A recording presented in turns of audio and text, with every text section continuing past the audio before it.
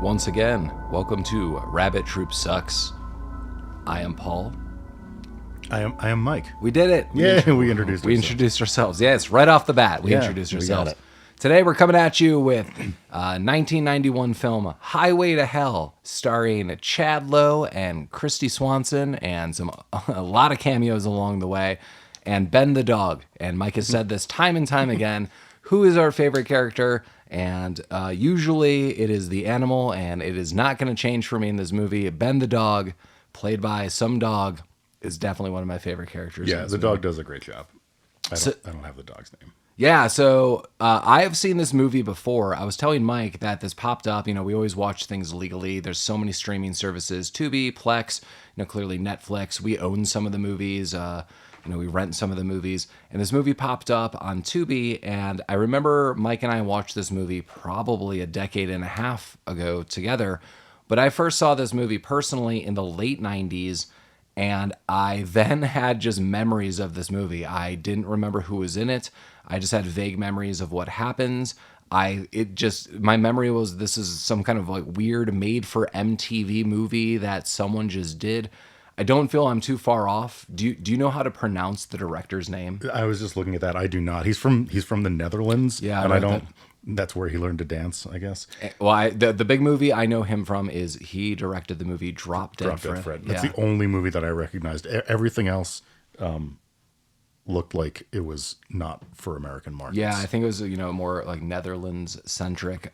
I would do Drop Dead Fred at some point in time. I haven't seen that movie in many years. Same. Hopefully it stands up. But yeah, so into Highway to Hell, we have this pseudo Orpheus story that pans out sort of, and there's a lot of things. It's kind of a mix of a comedy. It's a mix of a drama. It's a mix of, I don't know what the hell's going on sometimes, but I'm kind of just along for the ride. Yeah, there's a lot of like biblical hell mythology, maybe not even biblical. I'm not up on the Bible, but like there's a lot of hell mythology. There's like a river Styx thing, and I think there's some things that I probably missed. Yeah, you got to pay that ferryman. Yeah, there was a lot of that, some old devil tropes of I'll take you up on bets. Yeah, but everything was kind of disjointed. Just as far as that mythology goes, like there wasn't a cohesive. Maybe they were trying to do like a Dante's Circles of Hell thing. Sure. I don't know. Yeah, there was a mishmash of like anything you could think of that referenced hell. It was kind of it made an appearance, whether it made sense to or not. So I've been trying to pay attention to some of the music in some of these films, and the last movie that we did was Free Jack, and I noted that I was not down for the jazz sax solo. This movie just comes out of nowhere. Well, I shouldn't say that because there's the heaven and hell tropes going on, but the song really does feel like it comes out of nowhere. It's kind of a gospel opening, but there's also heavy metal lead guitars and some tribal drums. So we have now 5 genres of music blended into one. Yeah, where someone is kind of gospel singing. It's like, hey, but that kind of just comes and goes. It was really weird. Also, apparently they couldn't afford the rights to the song Highway to Hell, which they did want to use. So maybe something was thrown together at the last minute when they couldn't get that nailed down. Hey, we can't get Highway to Hell, but listen, my friend does music, and I think you're going to like what's happening. Or maybe whoever was in charge of AC/DC at that point saw the movie and went, nah, I don't think we need. Who was in charge of AC/DC at that point? Who was the... It doesn't matter. I have no idea. Yeah, someone probably. Yeah, so this movie basically opens up, as I said, with this gospel singing. There's a car driving through, and it's a pizza delivery car. Why was it a pizza delivery car? I don't think, was that ever brought up why he was driving a pizza delivery car? Not that I ever noticed at any point in time. And, before we get to that car, we see that Chad Lowe is the main character. He's wearing a 49ers hat, and they're eating in a diner. That's right, before we see that pizza car. They're eating in a diner, and Chad Lowe is super weirded out. He's with Kristy Swanson. It's Charlie and Rachel. And Charlie looks at Rachel, this cop's looking at us. We got to get out of here. And you piece together throughout the story that they are going to elope and get married. So yeah, they're on their way to Vegas. So yeah, he's taking some back roads. He's trying to be secretive. So are they... I guess I didn't really understand what his issue was. Are they underage? Well, so I had to... Mike, I totally agree with you. So the whole movie, I was like, why is this a secret? What is actually going on? Right, like he seemed really concerned that they were going to get quote unquote caught. Right, and I don't think they were doing anything wrong. No, I don't know if they're supposed to be under 18 or something, and that's kind of addressed here and there later on. I don't remember how old Kristy Swanson is. I looked up both of them. Chad Lowe is 23 in this movie, so I'm like, If they were underage, would they even be able to get married in Vegas? I mean, maybe a state wouldn't let you get married at 17 and they can at 17 or 18. I have no idea. I mean, those are great questions. Yeah, I don't know why, because, yeah, for any of this, so, Chad Lowe is super jittery. We got to get out of this diner. This cop's looking at us. So you grab, throw some cash to the table, which looks like 4 or 5 single bills. Right. He goes back, stuffs some French fries in his mouth, and gets half a cheeseburger. Gets the cheeseburger, puts half it in his mouth. They're walking outside. He gives it to his dog from his mouth, which is really gross. Yeah. And then the cop also finishes, his meal, or I think he's playing a video game, and then walks out. And then he's following Chad Lowe and Kristy Swanson, again, Charlie and Rachel, for a bit. Right. He's But like, he's just coincidentally following him. He's not actually interested in what they're doing. yeah, and Chad Lowe says, I'm going to pull off, and the cop, takes a different route, and that's kind of where we're at. So now we're going out down some back roads. Yeah, and they stopped for gas, right? Yeah. And they filled up their tank for $8, which was very disappointing for me. As earlier today, I filled up my tank for $80. Nice. Which was a fun treat. When you get a 10 times multiplier, it's just like, winning the lottery. Well, she needs premium, dude. There's a weird elderly gas station attendant, and he's not being threatening or like weird hillbilly-ish, but he's being odd. Like he's trying to get them. He doesn't want them to keep going. He offers to let them stay. He has like a cabin they can stay in. Yeah, he's really direct too. He's like, I got this cabin in back. You two, you're clearly going to Vegas. This is an old road. Your car's not going to make it. Don't do it. Don't do it. I've got this cabin in back of the gas station. It's secluded. You'll have privacy. I won't even charge you. That's really nice in one way, and in other ways, and in this year, no. If someone offered me that, I just assume you're going to murder me in my sleep. Charlie did assume that because he's like, no, thanks, weird old man. We just, we got to drive through the night. We got to get to Vegas, and then the old man issues them a warning, and I don't know if I have this right, but he said, just whatever you do, if you're going to drive tonight, don't stop. You're going to drive past 2 Joshua trees. Yep. And don't stop until you've passed the second one. Yes. And let me tell you, he does not follow that advice. He does not heed the warning. Well, not on purpose, but I'm going to ask a really dumb question. Is a Joshua tree a type of tree? Yes. Okay. Because they do show it. And it does look like the Joshua tree that is on the cover of YouTube's Joshua tree. Well, I guess because I'm a simpleton, I thought that was called the Joshua tree because it was a special thing, not because that's the brand of or type. What do you call a tree type? Yeah, the breed of sure. tree. Yeah, okay.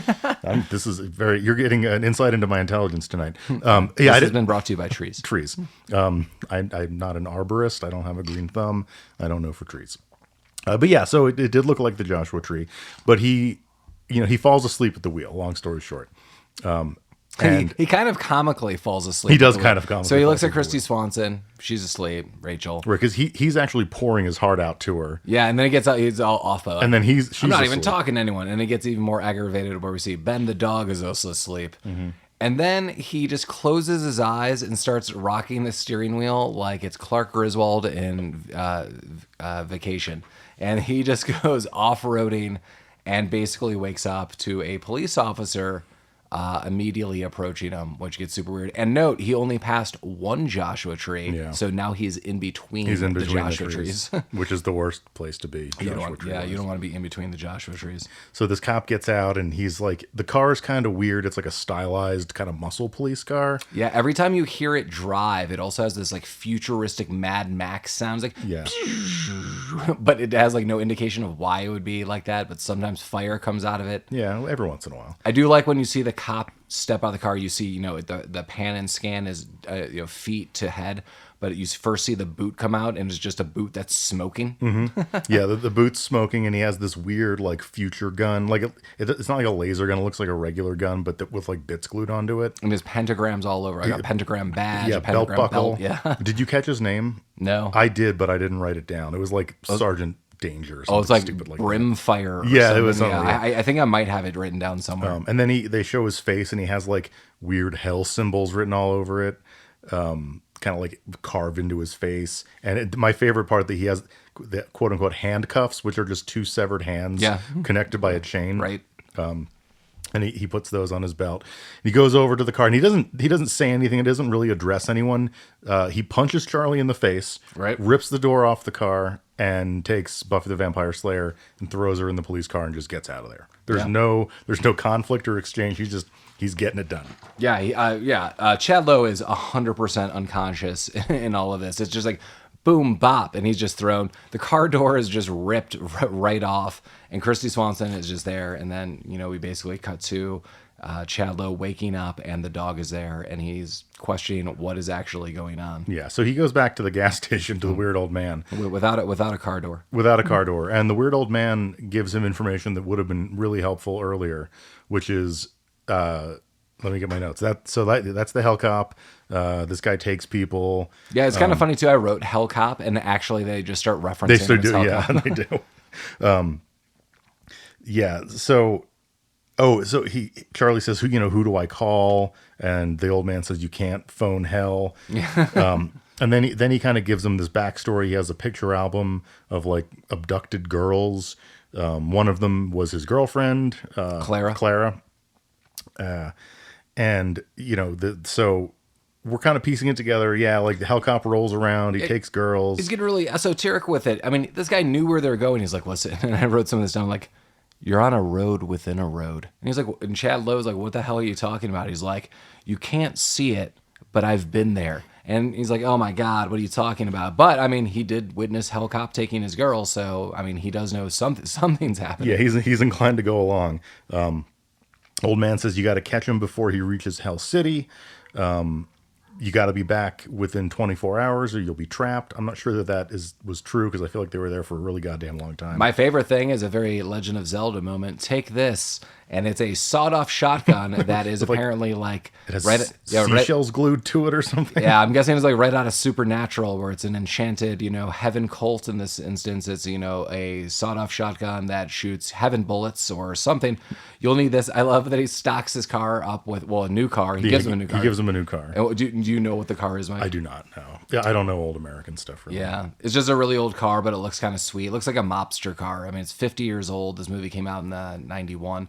And because they say that. And he fills the car with all these jugs of antifreeze. You're going to need that. It's going to be hot in hell. Right. Never mentioned again. Yeah. The antifreeze. That's like a Chekhov's gun kind of But he does run out of oil later. In this one trip, he does have an oil problem. Yeah, well, he fucks his car up a little bit. So the old man, now that he's prepared, he says, I think you have to drive back and forth between the two trees. And you got to believe. So it's kind of like, it's escaping Oz, basically. Yeah. You just got to believe.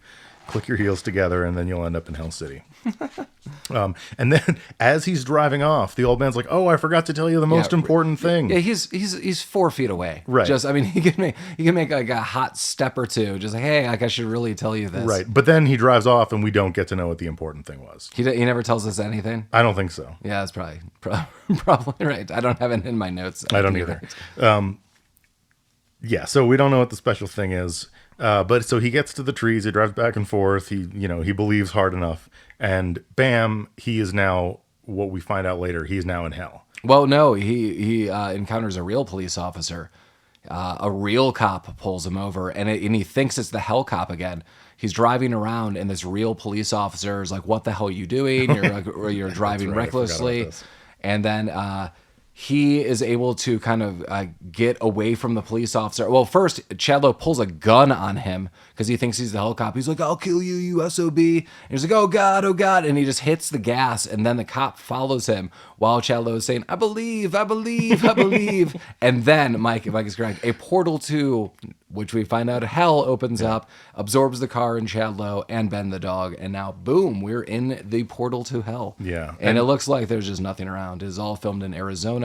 Which is basically hell. Sorry to our Arizona listeners. Your state sucks. There's a billboard. It says, "You'll be sorry you left home at all." I was like, why would anyone even construct this billboard? Right, yeah. Who's that? What's the market for that? Who's the audience here? Are a lot of people driving between those two fucking trees? And then we get a hard cut to Kristy Swanson's character of Rachel is in the back seat of this cop car, and they're driving off-road and back roads, and in this future car. And this is when we get a first major cameo that the hell cop pulls up to some kind of restaurant. Pluto's Diner. Yeah. Yeah. And then out front, we get Ben Stiller cooking up food. Yeah, like on the ground. He's cooking up stuff on the ground because it's hot. It's super weird. He's just throwing eggs on there, and he's throwing other things. And he's like, "Oh, I'll give you a head cheese omelet," and breaks an egg over his head and throws it to the ground. It sizzles. And then, the cop comes in, and it's clearly a hell cop bar. Yeah, they're all hell cops, but they look like the worst hell cops. Ben Stiller's mom is the waitress, and Jerry Stiller is one of the cops in there. And so we have that, and we later on get another Stiller and a second cameo of Ben Stiller. So the other Stiller is Ben's sister? That was my guess. It's Amy. It's Amy Stiller. I had to look it up. Yeah. I'm assuming that's his who sister. Who is she in the movie? She is Cleopatra when they're playing cards later. Oh, I didn't pick up on that. Okay. Yeah, well, that's spoilers ahead.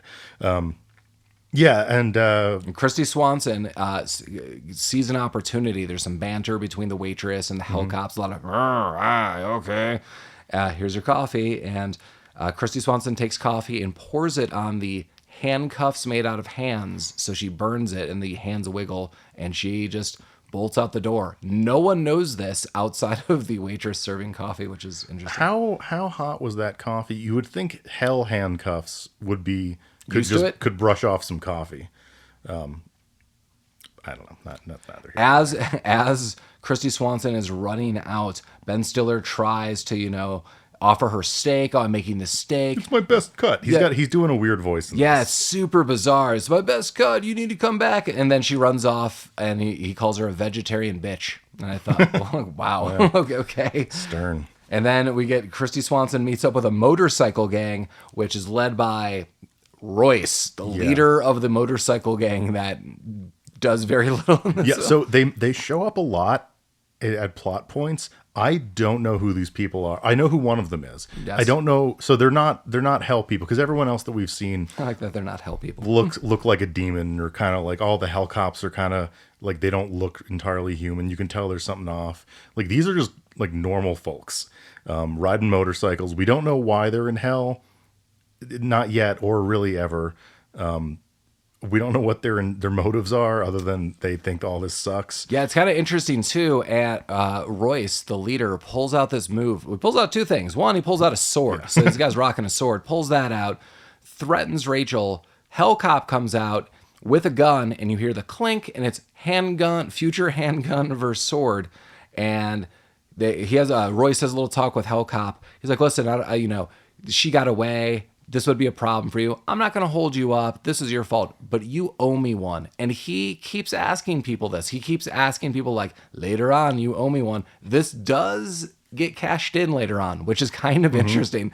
Hell cop has a couple morals, and if you owe someone something, even in hell, you're going to owe them that. And then we get a hard cut to, they leave, and then Chad is back driving, and he meets up with some blonde woman. Like, some blonde woman is there, and she's in this weird white dress. Her breasts are hanging pretty much out. She's fully sweaty. And it's kind of like this weird seducing moment. Like, "Hey, stranger, like, where are you going?" Yeah, and he says, what's the quickest way to hell? And she goes, sex, drugs, and rock and roll. Yeah.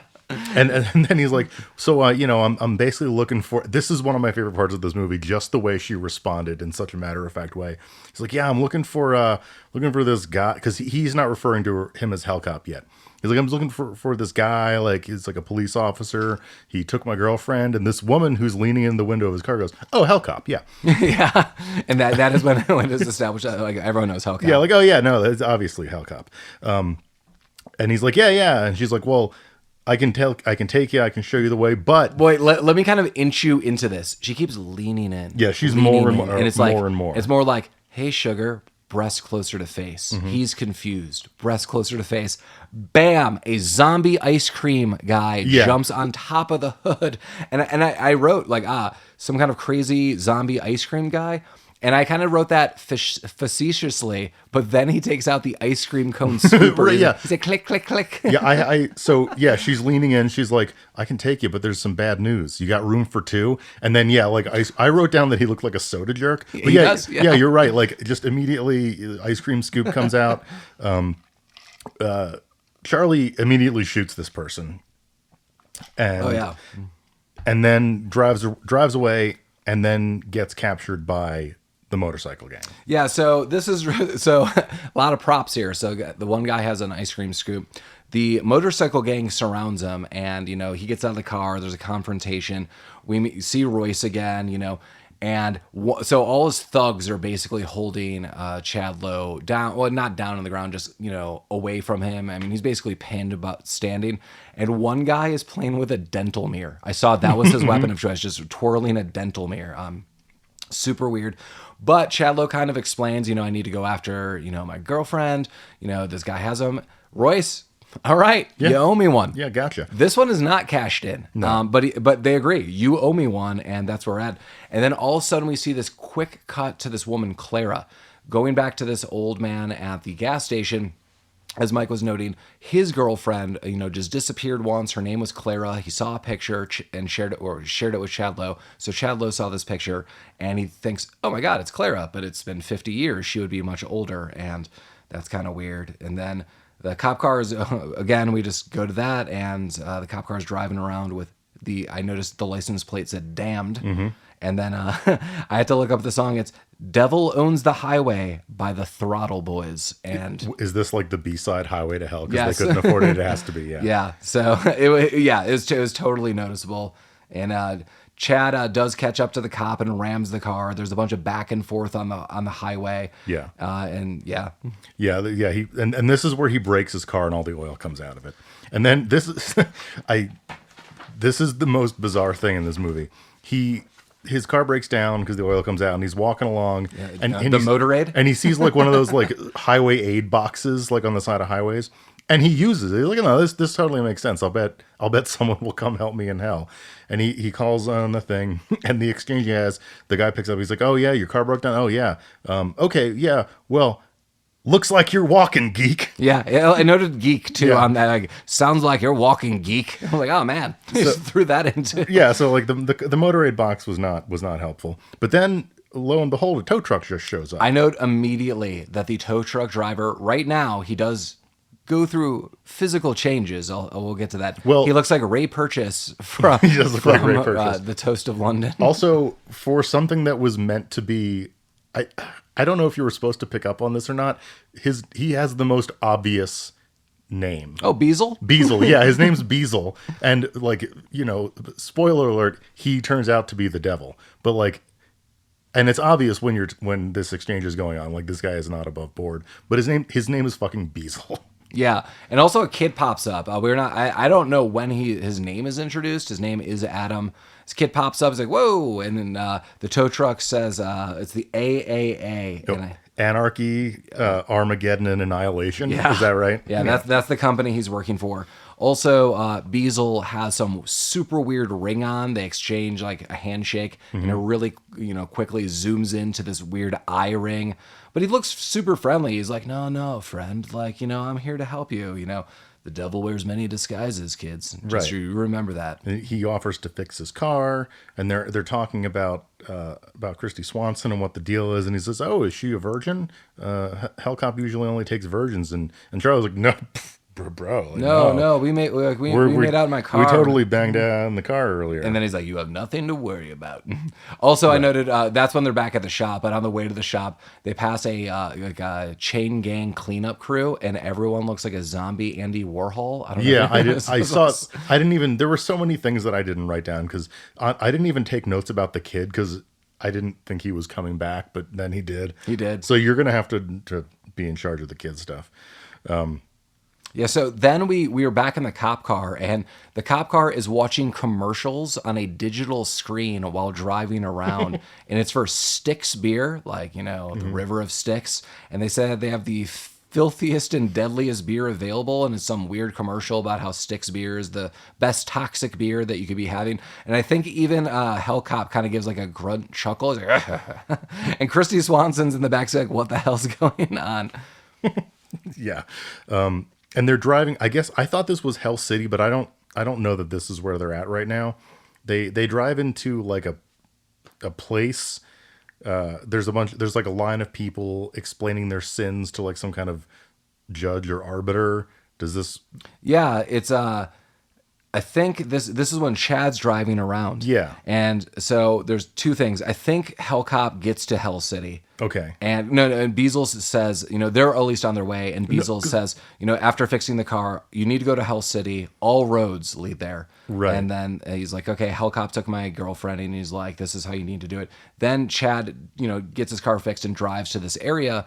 And yeah, Mike's right. There's this line of people, and it's all these sinners, and they basically just get on a conveyor belt and get chopped up and destroyed. I guess to pay for their sins. I guess, who knows? Yeah, that was kind of weird. But they're here because they're going to this weird club. I don't know if it had a name. I didn't see it or write it down. But it's like a weird kind of hell. Hoffa's. Yeah.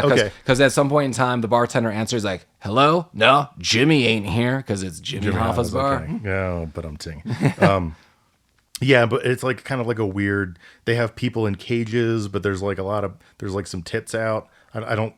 Also, while Chad is driving before the club, it's raining hardcore for 1 second in a scene, and he has the windshield wipers on. And the next scene, he pulls up to Hoffa's, and it looks like it's 100 degrees. I didn't even pick up on. It was just weird. I just don't notice it because all of a sudden the windshield wipers were on, and it was dark. Sure, but it's not addressed. But yes, they're at Hoffa's. Yeah. So Charlie goes into this club, and he's holding his shotgun. He's trying to hide it behind his back in the most awkward way possible. Later he hides it in a shirt. A flannel shirt. Charlie's not great at obscuring objects on his person, but he goes in and he locates Buffy and says, "Are you okay?" She's like, "No, I'm not okay. I'm in a fucking cage in a hell bar."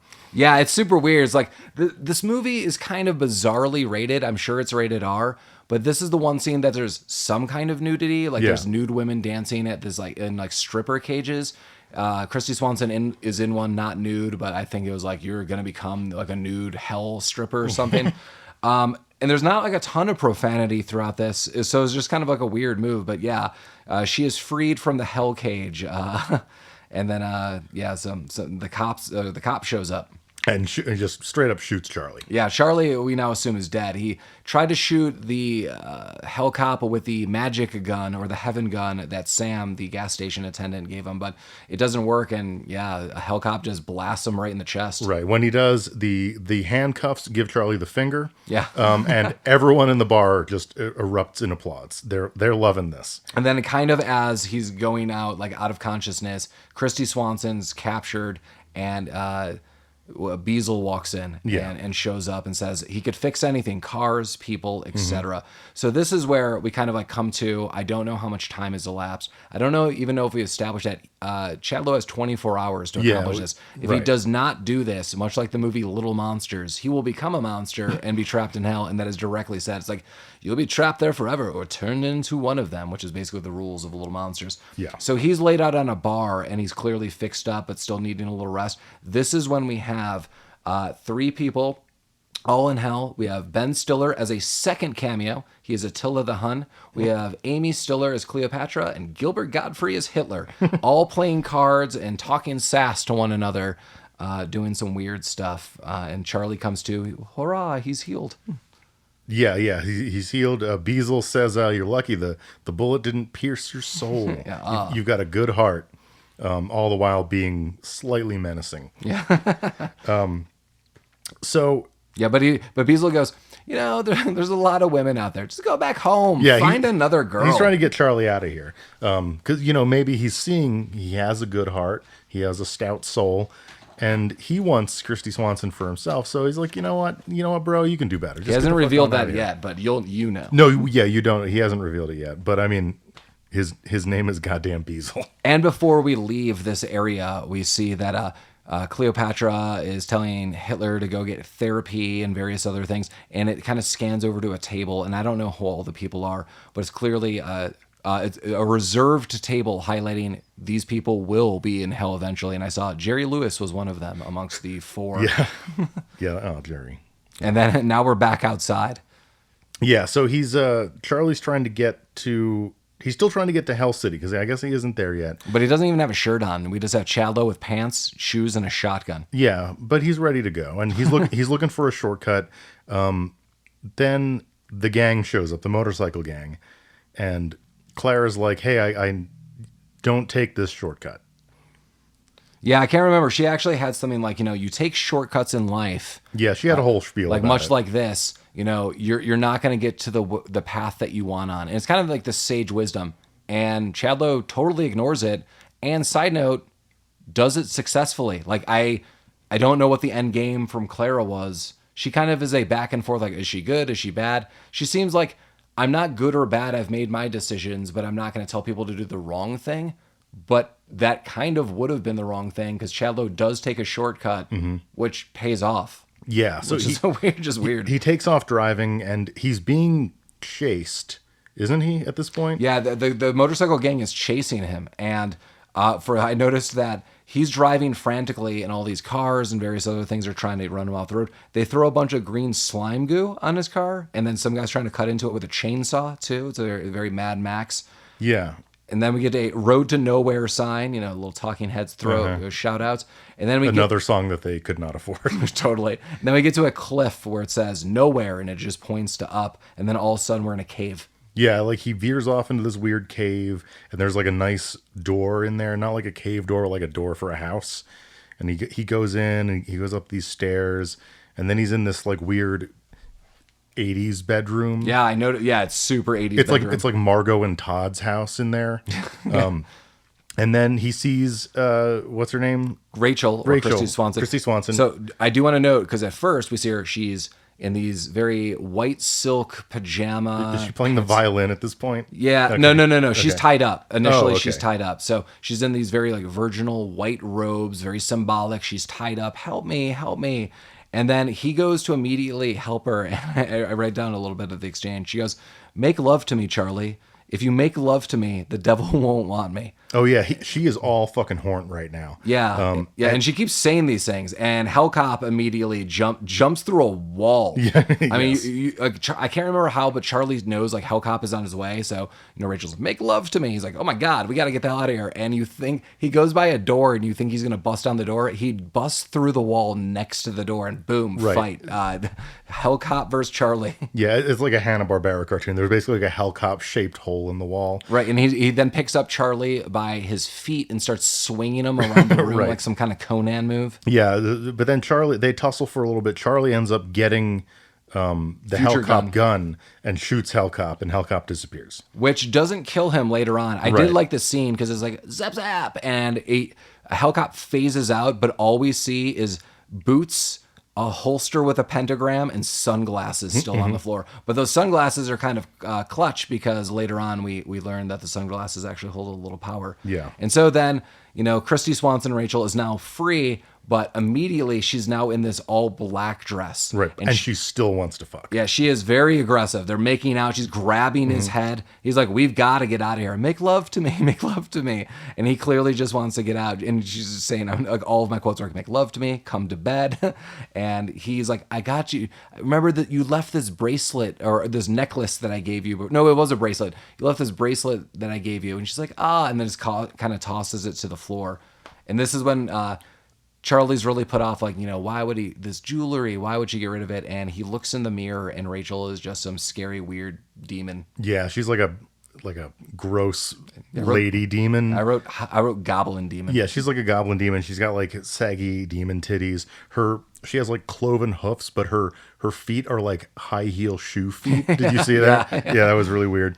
And the demon is just still wants to bang. Yeah, so she demon now in full demon form. She not only is in the mirror, but Charlie realizes it and she just drops the charade. She's Right. like, "I'm a full demon," pins him and is trying to have sex with him.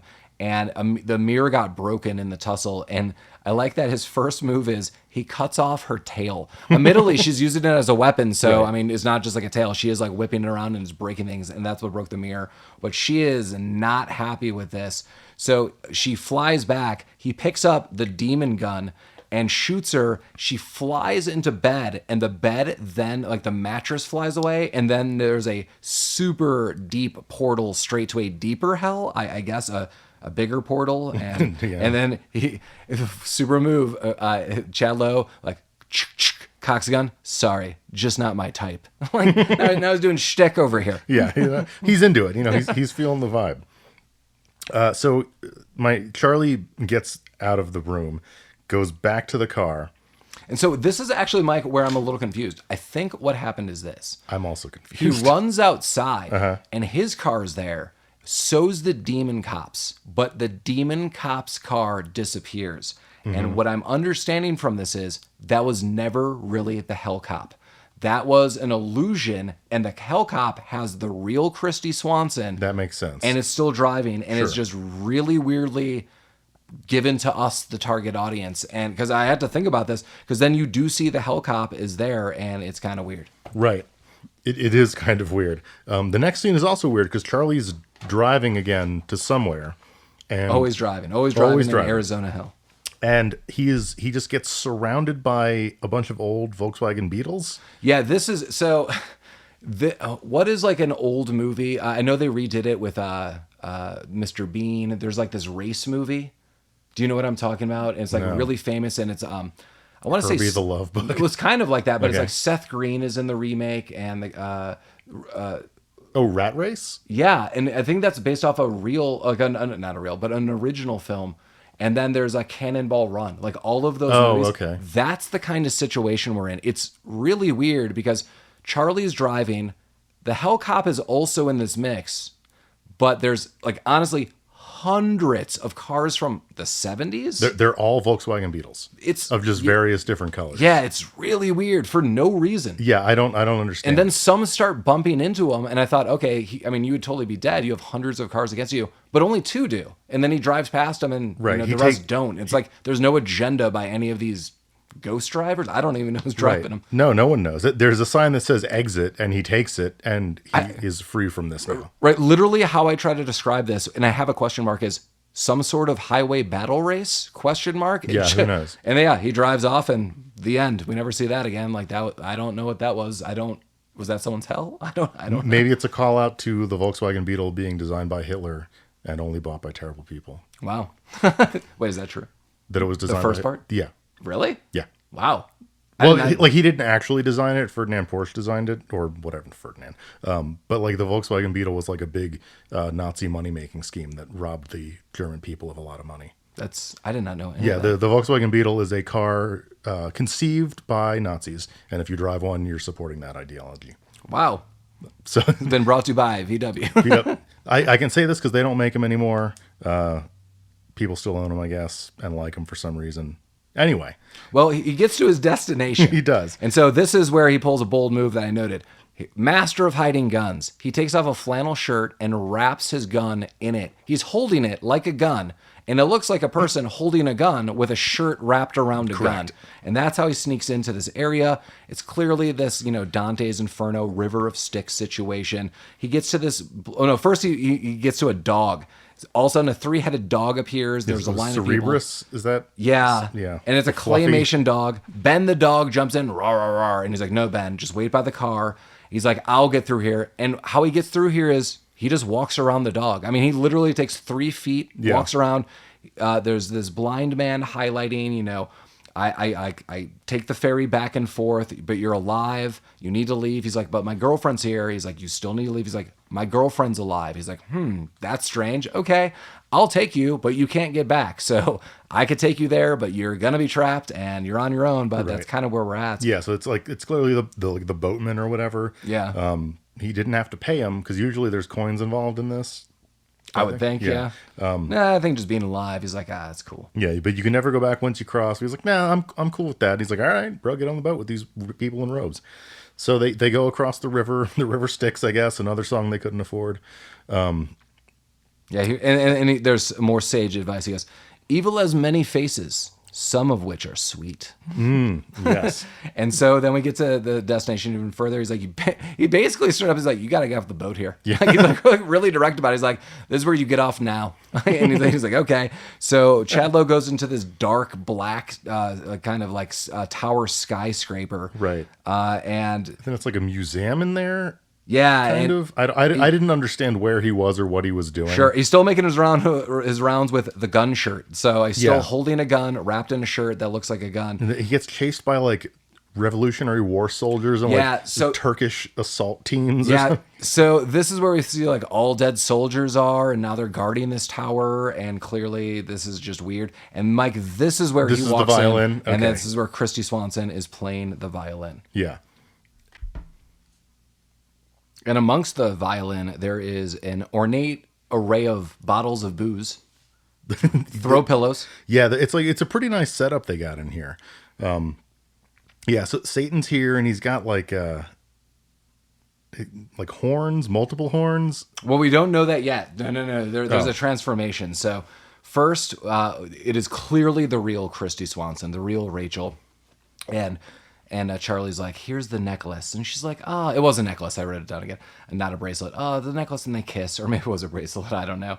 And then the demon walks in, and oh my God, it's Satan, and we find out that it is actually Beezle. Beezle. Oh wait, no, we don't fully find out. Not I'm yet. ruining it. Sorry, so many twists ruined. Yeah, so Satan shows up and he looks like a Satan. Yeah. He's got like horns and shit. Clearly, like the contacts with like the slits for eyes. Yeah, like lizard eyes.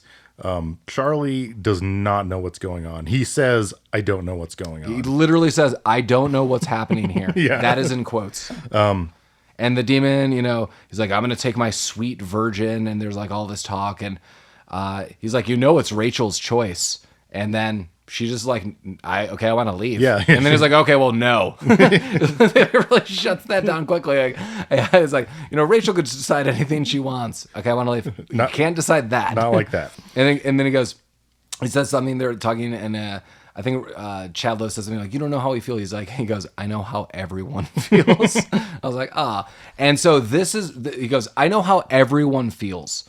And he highlights that I'm going to let you leave. I'm going to make you do the deal. And this goes back to the old story of Orpheus. Eurydice. I think it's Eurydice. That Orpheus marries Eurydice. She dies and she goes to hell. And Orpheus goes into hell and Satan makes a deal. I will let you take her out as long as you never look back.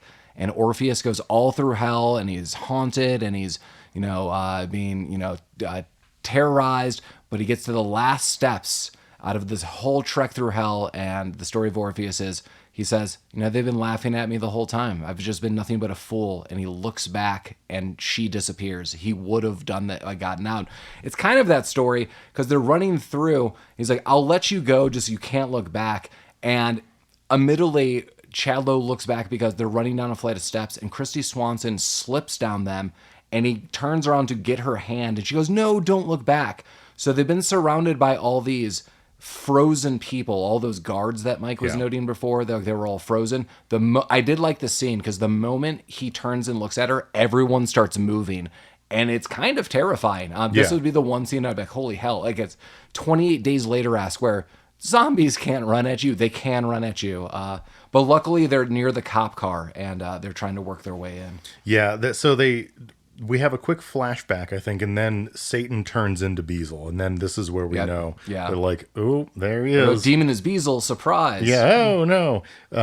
But yeah, so they escape, they find Hellcop's car. And Kristy Swanson, she's hotwiring this bitch. There's two things to note. Every time Hellcop gets in and out of the car, he's able to laser take away or put in the handle to the door. And she has like a device like, I'm going to figure out how to do this, and does.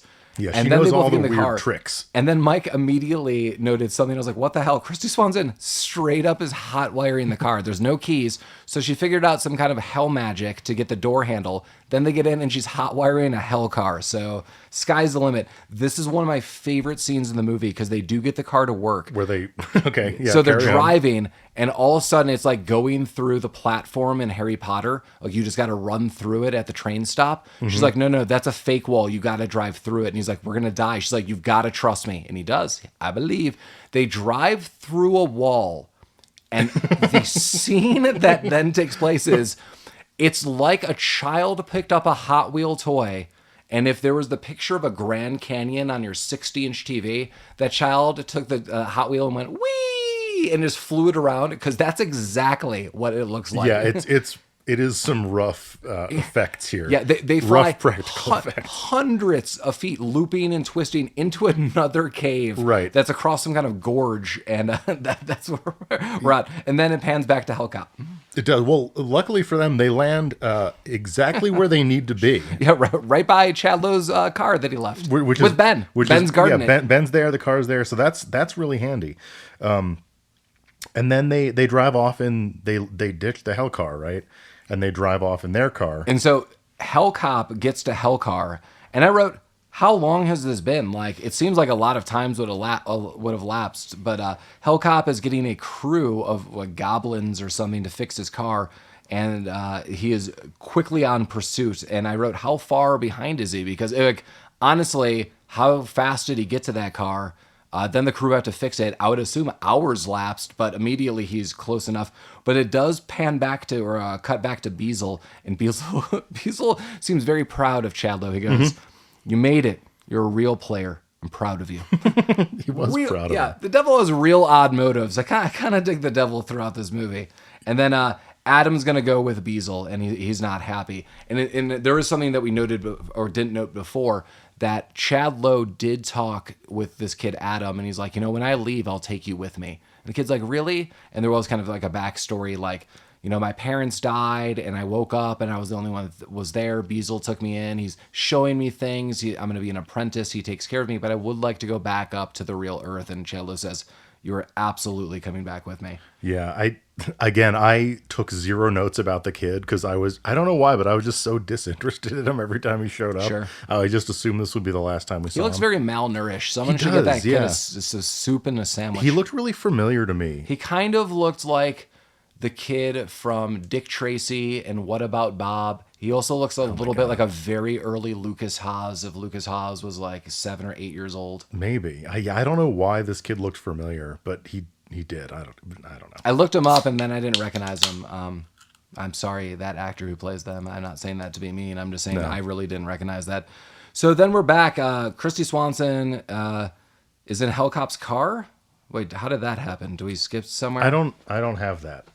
So they drive up. Oh no, that was a previous note. You're on the wrong page. I'm on the wrong page. I'm like, how is she back in that car? Yeah. So they drive up to this weird tower, and Beezle's there with what's the kid's name? Charlie? No, Adam. Adam. Yeah, you're totally correct. Yeah, this is where they plan a deal. The old devil is willing to bet on some things, kind of deal. Yeah. The kid, like Paul said, the kid's conflicted. He's like, I want to stay here with you, Beezle. Well, he says, I promised him. I promised him. But then Charlie's like, but what if you just came with me anyway? And then he's like, Charlie, okay, that's well, Charlie goes, but I promised you too. He's like, really, mister? Golly Willikers. Oh, snaps, mister. Like, for reals? I thought you were just joshing me. He's like, no. And then Beezle's like, damn it. Yeah. And so they strike this deal. So Hellcop is racing up, and he's like, here's the deal. I will go and I will outrace Hellcop. And if we go, we're going to go through the portal. This is an interesting bet. And Beezle's like, okay. So if you get to the portal, which you won't before, I'll let you all go. What do I get? And Charlie goes, you'll get Adam. He's like, yeah, no. And he's like, straight up no. He's like, I want Rachel, and I want her to have my baby. Mm-hmm. And Rachel does say, I will do this. And he's like, oh, out of your free will? Like, it's extra tasty. Yeah. That's interesting. So I guess he's like, handshake. They have a handshake deal. And Beezle plays it pretty straight. Like, Beezle's pretty, the Satan is pretty facetious in this, and, throughout, but he's pretty direct. But he does this really weird move before the race starts. He's like, he's the whole personality shift. He peeks in the window of the driver's seat with Charlie and says, hey, what if I made you the quarterback of the Rams? Would you then give Rachel and Adam to me? And he says like in a weird voice. It's just like a totally different character. Yeah, he's hamming it up here. And Charlie looks at him and gets all cocky and puts back on his 49ers hat and says, if it was the Niners, I might have said yes, but you didn't. And drives off. Right. One, that's kind of a diss to Kristy Swanson and Adam. Like, so you were open this, even though that's a joke. But two, like, what is happening? But yeah, Hellcop is close behind him. Well, also at this point, the fucking weird biker gang, Royce and his fucking goatee show up. And Beezle highlights, you're a great disappointment to me. Yeah, and again, like, I don't know what their relationship is. Something was said, and this is all that was said. There was a plan, and Beezle had some sort of plan that involved people doing things eventually, and everyone would basically be a soldier in his army. That's how I take it. Sure. None of that is disclosed. None of what was supposed to happen in these massive events. And Royce just highlights, I did everything that you told me to do. I want to go back up. I was promised. And he's like, you're a great disappointment to me. And then so this is where we get a payoff that Royce is then racing also with Hellcop. Hellcop takes out the gun. So it's Royce with Clara on the back of the motorcycle. Mm-hmm. He pulls up alongside of Hellcop. Hellcop pulls out a gun. He's about to shoot Royce in the face. And he goes, Royce says, I actually love this moment. Royce says, hey man, you owe me. And Hellcop goes, and puts the gun away and honors the deal. Mm-hmm. I was like, badass, dude. That's great. Yeah, so like Royce isn't really racing. He's not part of the race. He's just there trying to fuck up Charlie's deal. Yeah, I think because he's kind of a dick, and like he's upset that Beezle is letting Charlie have a deal to potentially get out of hell because Royce wants to get out of hell is what I'm gathering. That's my guess, that if he gets Charlie and Rachel and Adam out of the way or kills them, he's going to take the portal back, and that's going to be the deal. Like, right. I could do it. And that's not really the deal that Beezle ever makes, but I guess it's, if you do that, maybe. Yeah, maybe. We're all here. A lot of deals are broken along the way. Yeah. Except for that one with Hellcop and Royce. So that was a baller move. Hellcop honors his deals. I like that. So it's pretty inconsequential, but like Royce is being a dick. He's trying to stab the car or something with his dumb sword. Yeah, he's stabbing the car. It's going really close to Adam. Yeah, and Clara, who is on the back of his motorcycle, has a Luke Skywalker versus Darth Vader moment where it's, I'm going to take you, or I should say Darth Vader versus Emperor moment, where she's like, no. And then she takes off a scarf and puts it around his face so he can't see. And it's kind of comical because they run right off a cliff, sort of. They run off a cliff, but then it shows them about to go off a cliff, and the motorcycle doesn't, and they hit the ground, and they both go over. So the motorcycle's still there, and they just go, whee, tussling right off. Yeah, she just yeets them off of that cliff. I don't know why she had to put the handkerchief over his eyes. If you're on a motorcycle, the easiest thing to do on a motorcycle is crash. And here's you don't need a scarf for that. Sure. And here's another piece of wisdom that's dropped immediately after. So now they're out of the way. It's just Hellcop versus Charlie's car. Again, Charlie's car contains Charlie as the driver, Kristy Swanson, Rachel in the passenger seat, and Adam and Ben, the dog, in the back. And he's shooting at Hellcop. And Adam goes, you need to shoot him in the glasses. If you break his glasses, that's basically his power. And Chadlow goes, why didn't you tell me this before? And he goes, now I'm on your side now, mister. Yeah, he's like, now I'm on your side. Like, oh, I could have told you so many things, but like, screw you, dude. I was like, oh my God. So that's a great piece of wisdom. But they're down to the last bullets, and there's also a weird bullet. So they're all shotgun shells. They all have these red, caps. Yeah. But this one has a white cap with some kind of like black patterns. It's a fancy one. And it gets out of Kristy Swanson's hand and goes under the car seat. And she is trying to find it. It's kind of funny because I like this exchange. He's like, that's our last bullet. We need it. And she's like, well, I just can't find it. And he's like, you need to go back and look for it. And she does. She's like, well, I still can't find it. He's like, you have to. Like, this is mission critical now. This is the only thing we need. Like, you have to do this. Right, like it's in the car. You need to find this thing. And she doesn't, but she does find something else, Mike. Oh shit! What? She finds a nitrous switch. You don't remember this? I don't remember this at all. So under the car seat, we see that the bullet shifts so far to the left or right of the car that it's kind of wedged between something. And you could kind of see that it's now out of her sight. That this is why it's been a hard time finding it. Oh, is this how they got away? Yeah, and she goes, wait, I don't have that, but I think I found something else. This is going to help. I think I know what it is. And he's like, what? And she goes, wait, and flips the switch. And like a Fast and Furious movie, fire comes out, and it's something that Sam said, the gas station attendant. He goes, oh, this was the most important thing. Yeah, he's like, your car could get you into Hell City, but my car could get you out. Meaning So I have another car that could also get you in, but you need something else, and this is what was never My said. mind is. I did not piece that together. Well, I also, my mind was blown when Kristy Swanson immediately saw some nitrous switches and thought, I know exactly what this is and what we're gonna do. Because I don't know. Hot wiring cars. Sure, she knows the drill. Sure. So they do it. So they hit the nitrous and they just blast past, and you get this really weird scene where Chad Lowe's cheeks are being like shot back by wind, like and they jet through the portal, and it is like someone threw a car. Like how it lands, it would have flipped over front over back and rolled, but they get there.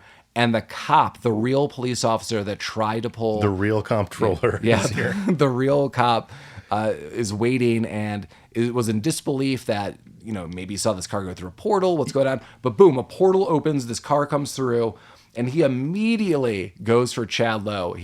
So is this... he's like, you're in a world of shit, boy. He is definitely in that. And puts real handcuffs on him. So did he... Was the time difference like he just popped out at the same moment that he left? Is that what I'm we're guessing understanding? No, because I will explain later that there is a time shift where they're like, I made it past the time limit. Like I'll explain that in a second. So the cop is, like he says, like, you're in the world of shit. Why boy. is the cop there then? I just sat there for the next 10 hours. 24 hours or right. whatever. I see. I thought that the cop watched him disappear and then immediately reappear and was like, the fuck. Well, so that's how I understood this. So scene. He's yelling at Chad Lowe. He's in handcuffs. He's like, he's basically like, I don't know why you're laughing. Like, I'm taking you to prison. Oh yeah, but Chad Lowe's chucking it up. Yeah, he's stoked to be out of hell. He's like, I'm out of hell. Like, there's nothing worse you could do. And then boom, Hell Cop comes through the portal as well. Yeah. And then, there's a tussle. Yeah. And Hell Cop, now he kills the regular non-Hell Cop. And then the tussle ensues, but lo and behold, Kristy Swanson finally finds the goddamn shotgun shell. Well, we don't know that. She just pops out, shoots him in the face. In the sunglasses. And I do like the scene. It's super, 80s, early 90s. The glasses glow that like cartoon blue that you would see in Ghostbusters. Yeah. And lights come out and then just boom, explodes. And then she's like, yeah, well, I found the gun. The gun. And I shot him in the glasses. Found the last bullet. And then, And then they high five freeze frame. Yeah, but there was something that. There's like a clock ring or something. Like, oh, we did it. We got out past. Like, as soon as they make it through the portal, you hear like a bing. Oh, to indicate that they just made it. So that's what made me think that maybe time was still going. But maybe Mike's right that, for that one, the real police officer in the real world, not hell, it was just, 5 minutes or 6 minutes or not as long or just instantaneously. It's super weird. But yeah, I noted, is Clara still alive? Because they pan back to her really quick. Royce is clearly dead. He's impaled. But Clara's hand moves. It's like clutch. Like maybe she's alive. Yeah, Royce impaled himself on his own sword. And then they pan to Satan, and he's with a servant on a sand dune having a drink. And then it pans back to... Kristy Swanson and Chad Lowe and Ben, the dog, and Adam, and it freeze frames. It literally says the words at the end, and credits start rolling. Yeah. There's no aftermath. There's no, then they got married, then they did elope. I mean, now they're in charge of a 10-year-old child, so happy wedding to you. Yeah. We never know what happens to them. It's just, we got out of hell, the end. Boom. That's correct. With that, Mike, how did you like Highway to Hell? This movie had its ups and downs for me. I liked some of the hell mythology stuff. I know I mentioned that in the beginning. I thought that was kind of neat. The Orpheus stuff I didn't pick up on, but that's kind of cool. So clearly whoever wrote this kind of had some idea of what they were doing, and it wasn't just a pull out of your ass thing. Sure. There were some scenes that were weird, but overall I enjoyed it. I don't know if it's a hard recommend for me, but if you come across it at night on Tubi or whatever watches on, I'd give it a view maybe, but don't expect too much. This is another one. I know I said this last week with Free Jack. This is a movie where I feel like if someone kind of punched up the screenplay a little bit and dialed back some of the dumb parts, like I kind of don't overall hate the concept. Yeah. I know Paul is in the same boat as me. Like, we're both fans of the show Supernatural. So kind of this, like, heaven and hell meets earth, kind of thing that was a bad description, but I'm kind of here for that. I like that. So, the idea of a movie where some guy has to like kind of battle through this weird hell to get his girlfriend back, I'm not off for that. That sounds okay to me. I think if this movie was done a little bit better with maybe some more modern sensibilities and a little bit better effects, I think it could be really fun. The concept's good. Chad Lowe is kind of bonkers, but fine. Kristy Swanson's fine. Well, the only so I actually really like Chad Lowe in this. I Yeah. have not seen Chad Lowe in many things. I don't think I've seen him. You had to tell me who he was. I told Mike that my wife and I had watched episodes of Pretty Little Liars, and Chad Lowe plays the father. So it's like clearly decades later and a very different kind of character. But I actually really like him in this, and I'm surprised I did not see him more throughout. Again, it's Rob Lowe's younger brother. Yeah, it's funny because the lead up to us watching this, you were like, "Yeah, it's a Chad Lowe movie." I'm like, "Yeah, okay, great, bro, whatever." And then you're like, "No, it's a Rob Lowe's brother." Like, "Oh, I didn't pick up on that at all." I'm surprised because I feel. Oh that no, he looks just like him. Totally. Yeah. Like he's a good-looking guy. I think he did a really good job. I like Kristy Swanson. My only problem in this is, when I saw this movie, she has, the cameo, very bit part in Ferris Bueller's Day Off. Clearly, I know her as the original Buffy the Vampire Slayer. I just wish she was fighting back, because in Buffy the Vampire Slayer, she is a badass, taking names and just taking down vampires. In this, it's a little more subdued. It's oh no. Hear me out. What if this movie was actually just a follow-up to Buffy the Vampire Slayer, and she is Buffy the Vampire Slayer but has to go to hell to like wreck shit? What if the roles are reversed? Oh, yeah, that'd be fantastic. That's the movie I want to see. Hell yeah, that'd be fantastic. That movie should be made. Kristy Swanson, you still should do it. Chad Lowe, I'm in. I believe in you. Let's get the director. Maybe Beezle wants tight young boys in this one, and Kristy Swanson has to go wreck some shop to save the day. I would totally watch that. Yeah. I noted, a lot of the comedy felt like some MTV 90s. I definitely had a bigger appreciation of this when I was younger and I saw this in the 90s.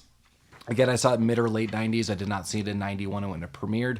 So it kind of had this weird, like, things are kind of gross. There's kind of jokes. I mean, there is dark humor all throughout this. As Mike said, I do like the concept. Someone's on a task, they need to go to hell. I don't care what gender, what age, what it is. I love Mike's idea of Kristy Swanson and roles reversed, that Chad Lowe's abducted and she goes in and she needs to save it. That'd be awesome. I don't care who goes on that quest. I just love that quest, especially going up with demons. I feel this movie definitely needed to punch it up. Like, someone needed to have moral dilemmas. They're like, your soul is pure. You could do this. Establish that. Show that this person's soul is pure. Show that, maybe there's some growth or whatever it is. I do wish Kristy Swanson was kicking some more ass throughout this film. Shout out to Kristy Swanson. I thought she did good. I just wish she was just, again, just beating some people up. Because that's how I want my Kristy Swanson. But honestly, that kind of brings up an interesting point. I think this has been brought up in a few of these apps where a lot of these movies, like we're talking about movies that are kind of B-side films, kind of forgotten, kind of maybe missed the mark a little bit. But I think a lot of these are movies that were like almost really good, but just missed it a little bit. And I feel like this falls into that. Like I said, Free Jack is another one. What else have we talked about that would kind of fall into that? The two modern movies we talked about, Ping Pong Summer and Beverly Loughlin, I don't think fall into that category. But some of the other movies that we've talked about, I think have. They're just like, it's an interesting concept that if they had been either made at a different time or maybe with like a little bit more budget, they could have been better. Crime Wave would not have been better. But Highway to Hell, I totally agree. I mean, imagine I highlighted allusions to Mad Max and, some Fallout films. That's kind of what hell is supposed to look like. This movie, a lot of the scenes, I think, almost inspired. I don't know if you ever saw Wrist Cutters, A Love Story. Mm-hmm. So there's kind of this, afterworld purgatory. It's kind of like bleached out, faded out. It's kind of like what the sun in this Arizona setting was doing.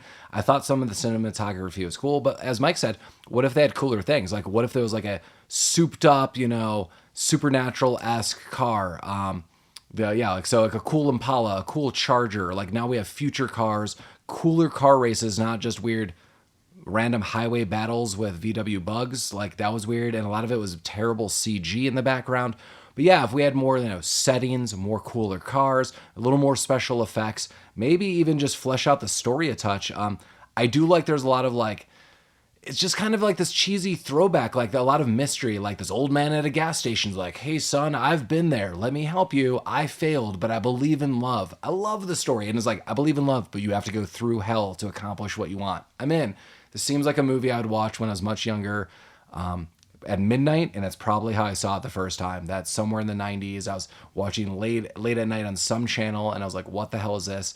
And then many, many years later, Mike and I watched it. And then again, many, many years later, here we are again. So I do have a little bit of a sentimental connection, but I 100% agree with Mike. It would be a bit of a hard sell, but it's not a lack of acting. It's a little more of a budget and a little more of a story that I think needs to be worked on. Agreed. Yeah, I mean, they couldn't even afford the Highway to Hell song. So clearly there wasn't a lot of money to throw around. They could afford 4 Stillers, but I guess maybe they got like a bulk rate. I love Ben Stiller, and this is 100% not one of his shining moments. And I thought he did a good job. I thought his character was kind of fun. It was just weird to see him as Ben like, Stiller. I mean, just to know, like, that's Ben Stiller. You're like, woof, okay. Sorry, I take it back. I liked Jerry Stiller's That character. makes more sense. Because Ben Stiller's 2 characters, and I was like, maybe you like him as Attila the Hun, but he only has a couple lines and is like very background. But yeah, so that kind of concludes where we're at with Highway to Hell. We watched it on Tubi. If you're kind of into these movies, you should definitely check it out. Our next film, well, before we get to that, as always, you could contact us. You could write us at rabbittroopsucks@gmail.com. Rabbit Troop Sucks. Oh, that's podcast. Right. Rabbit Troop Sucks podcast @gmail.com. Or go directly to our website, rabbittroopsucks.com. And we have some things there, and you could directly listen to us on many ways, and wherever you're streaming podcast, it should be available. Next episode, we are going to cover a movie that Mike has never seen. I have actively looked for this, and at the end of Highway to Hell, it popped up as a recommendation, and I thought, let's go right into it. 1994's Brain Scan with Edward Furlong, and you might know Edward Furlong specifically from The Young Boy in Terminator 2, amongst many other films that I've seen him in. Pecker, the Young Boy, that's where the sequel to The Crow. There's some very ups and downs in his career, but Brain Scan is kind of interesting. I feel that might be the second big film I saw him in after Terminator 2, a couple years later. Brain Scan was after Terminator 2 for Edward Furlong. Yeah. Wow. Okay. Yeah, so this is more of like a teen movie where someone gets sucked into a video game and you don't know what's going on. It's a very, this, Lawnmower Man, other movies, kind of similar, not super VR, but Mike, you'll see what I'm talking about. He has not watched it. I have not. I'm looking forward to this. Yeah, the poster for Brain Scan does not scream this movie came out after Terminator 2. Oh, this is a step down. This is you did Terminator 2, and now you want money for other things. So, yeah, but as always, we're recording from Denver, Colorado. Hopefully, everyone in Denver, you're doing well tonight, and we hope you're just having sweet dreams. As always, I am Paul. And I'm Mike. And Rabbit Troop Sucks. Rabbit Troop Sucks.